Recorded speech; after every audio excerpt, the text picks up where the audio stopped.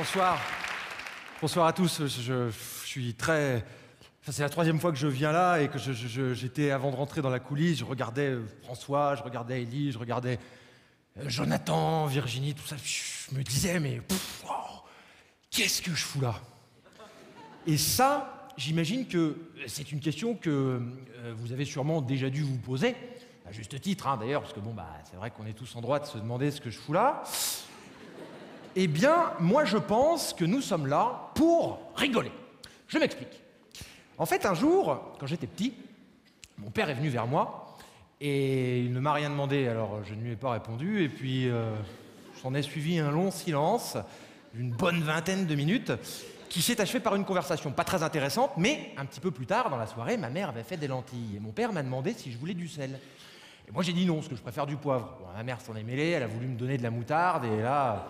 Mon père s'est levé brutalement pour aller la chercher. « Feu au tiroir du bas !» criait ma mère, la bouche pleine de lentilles, comme ça. Alors au bout d'un moment, j'ai grimpé sur la table, puis j'ai dit « Bon, si c'est comme ça, je vais prendre de la mayonnaise. » Et je peux pas vous dire pourquoi, je me suis foutu à poil. Et là, mon père m'a regardé comme ça, il m'a dit « Mais t'es complètement taré, mon pauvre vieux, hein. Tu vas pas manger des lentilles avec de la mayonnaise. » Enfin bon, bref, on n'est pas là pour parler cuisine. On est là pour rigoler. Alors en revanche, il y a plusieurs façons de rigoler, hein, parce que vous avez dû vous en apercevoir, il existe plusieurs types d'humour. Par exemple, je ne sais pas, il y a ce qu'on appelle l'humour populaire, hein, du genre attention Martine, on voit ta culotte. Voilà, bon, ça c'est le genre d'humour qui peut paraître parfois un petit peu vulgaire, hein, ou grossier, évidemment, parce que ça ne se fait pas de montrer les gens avec le doigt, comme ça. Ensuite, il y a l'humour engagé, celui qui dénonce, du genre moi je pense que Martine est Capricorne. Et puis il y a aussi l'humour de Martine, qui consiste à comparer un verre d'eau vide et une clé à molette pour mettre en évidence la possibilité qu'on a de remplir le verre d'eau et pas la clé à molette. Enfin bon, ça c'est un humour un peu plus... C'est l'humour de Martine, hein, voilà, c'est un humour un peu plus intellectuel, hein, mais enfin bon, apparemment ce soir, eh bien, vous n'êtes pas des intellectuels. Alors, non mais rassurez-vous, moi non plus. Alors, moi, en revanche, on dit que j'ai un humour un petit peu loufoque ou absurde. C'est ce que me disent les gens, ça, en général.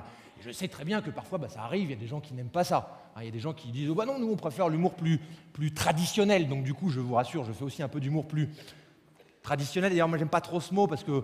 Enfin bon, disons de l'humour un peu plus de merde. Hein.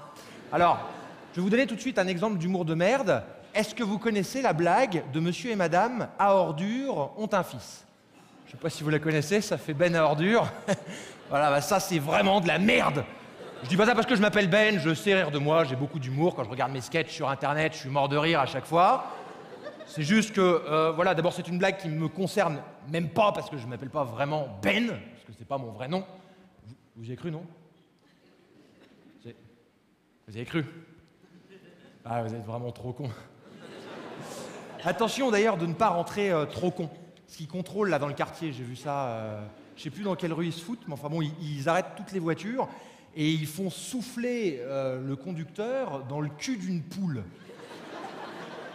Et si le mec souffle dans le cul de la poule, eh ben c'est qu'il est complètement con. Hein.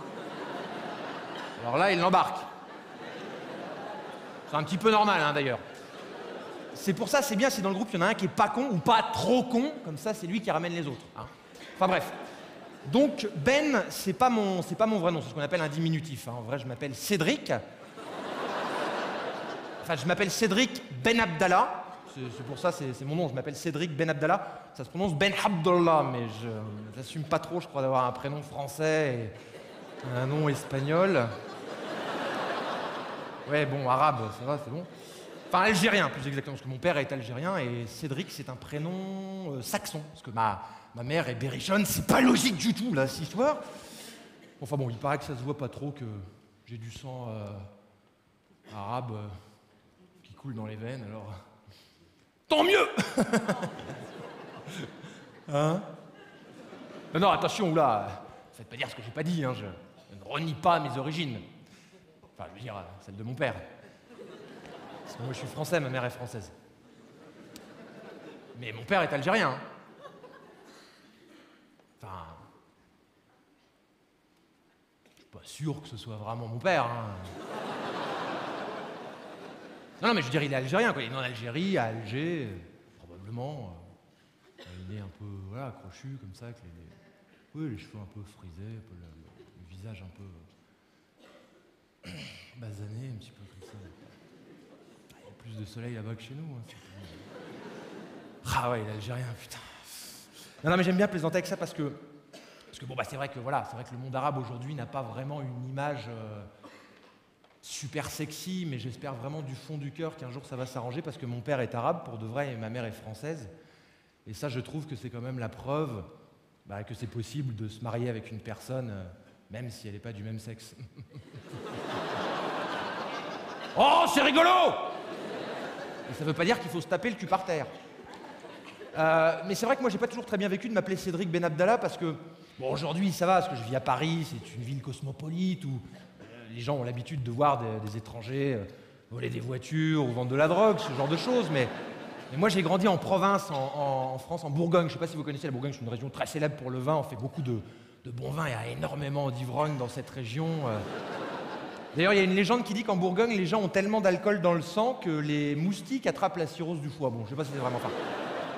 Moi, quand j'étais petit, j'allais à l'école là-bas, quoi, dans cette petite campagne. Et puis, à l'école, j'étais le seul petit garçon qui avait un nom à consonance étrangère. J'étais le seul métis, quoi. Tous les autres enfants étaient consanguins. Et ça, c'est vrai que c'est un truc que j'ai un peu... Je suis très content d'avoir grandi là-bas, mais je pense qu'il y a un moment, quand même, quand on grandit dans un petit village, quand même, il faut aller voir un petit peu ce qui se passe ailleurs. Parce que sinon, si on reste enfermé dans son petit truc comme ça, on a de fortes chances de devenir, je ne vais pas dire con, mais enfin, disons, ouais, voilà, garagiste, hein, ou quelque chose comme ça, quoi. Mais en plus, j'ai eu une enfance très difficile parce que mes parents ont divorcé quand j'avais 8 ans. J'étais très jeune, on allait au tribunal. C'était un mercredi matin, il y avait Dragon Ball Z à la télé. L'épisode n'a jamais été rediffusé, j'ai très mal vécu. En plus, le juge a demandé à mes parents, enfin, m'a demandé si je voulais vivre avec mon père ou ma mère. Moi, je ne savais pas quoi répondre. J'étais trop jeune, j'avais 8 ans. Je lui ai dit non, mais monsieur, je voudrais juste regarder la télé, s'il vous plaît. Du coup, mes parents sont venus pour essayer d'influencer ma décision devant le juge. Hein. Ma mère est venue, elle m'a dit « Écoute, mon chéri, j'aurais pas le temps de m'occuper de toi, faut que tu ailles vivre chez ton père. » Mais mon père, bon, c'est quelqu'un qui m'a jamais fait confiance. Voilà, il a toujours cru que je lui volais de l'argent dans son portefeuille. Ça doit être à cause de mes origines, certainement. Ah ouais, les gens sont bourrés de préjugés, hein, vous n'avez pas idée. Hein. Alors que jamais de ma vie, mais jamais, au grand jamais, je n'ai volé de l'argent une fois, parce que j'avais besoin de thunes, c'est tout. Alors, c'est pas pareil. J'ai fait les conneries qu'on fait, voilà, quand on est gamin, quoi. Bon, j'avais vendu la télé du salon à un copain. Bon. Pas de bol, mon père s'en a aperçu.